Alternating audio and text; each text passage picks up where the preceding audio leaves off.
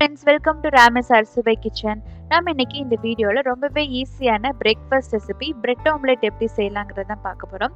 வீடியோக்குள்ளே போகிறதுக்கு முன்னாடி சேனலை ஃபஸ்ட் டைமாக பார்க்குற ஃப்ரெண்ட்ஸ் சப்ஸ்கிரைப் பண்ண மறந்துடாதீங்க. கூடவே இருக்கிற பெல் ஐக்கானை கிளிக் பண்ணிக்கோங்க. அதில் ஆல் ஆப்ஷனை செலக்ட் பண்ணிக்கோங்க. நம்ம இந்த பிரெட் ஆம்லெட் செய்கிறதுக்கு நான் ஒரே ஒரு எக்கை தான் எடுத்திருக்கேன். நீங்கள் 2 எக்கு யூஸ் பண்ணி கூட செய்யலாம். இதுக்கு வந்து காரத்துக்கு தேவையான பச்சை மிளகாய் சேர்த்துக்கலாம். கொஞ்சோண்டு நறுக்கின கொத்தமல்லி சேர்த்துக்கோங்க.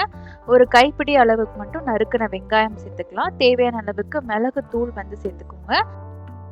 தேவையான அளவுக்கு உப்பு சேர்த்துக்கலாம். இதெல்லாம் சேர்த்துட்டு நல்லா பீட் பண்ணி எடுத்துக்கலாம். நீங்கள் 2 எக்கு சேர்க்கும் போது உங்களுக்கு நல்ல ஒரு ஃபில்லிங்கான ஒரு நல்ல பெருசான ஒரு பிரெட் ஆம்லெட்டே உங்களுக்கு கிடைக்கும்.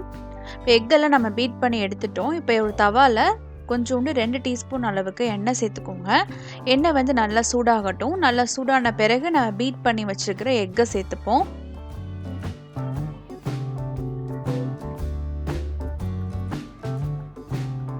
இதை வந்து அந்த பேனோட நல்லா ஒரு பெருசாக வந்து நீங்கள் நல்லா பரப்பி விட்டுக்கிட்டிங்கன்னா உங்களுக்கு அந்த ப்ரெட்டில் சேர்த்து நல்லா வந்து உங்களுக்கு க்ளோஸ் பண்ணுறதுக்கு ரொம்பவே ஈஸியாக இருக்கும்.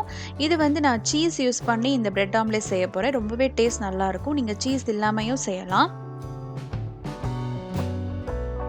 நான் இந்த மாதிரி ஒரு பிரெட் ஸ்லைஸை வந்து 2ஆக கட் பண்ணி எடுத்திருக்கேன். ஸோ அதை நம்ம அந்த ஆம்லேட்டுக்கு நடுவில் வச்சுட்டு சீஸையும் அதே போல் 2ஆக நான் கட் பண்ணி எடுத்திருக்கேன். அதை சேர்த்துக்கோங்க. கொஞ்சம் வந்து எக்கு வந்து நல்லா அந்த ஆம்லேட் நல்லா குக் ஆன பிறகு நம்ம அப்படியே வந்து க்ளோஸ் பண்ணிக்கலாம்.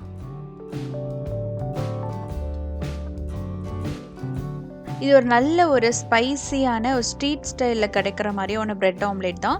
இதை வந்து நீங்கள் வந்து உங்கள் இஷ்டம் போல் 2 எக்கு இல்லைனா 2 சாண்ட்விச் வச்சுன்னு கூட நீங்கள் சாப்பிட்டுக்கலாம்.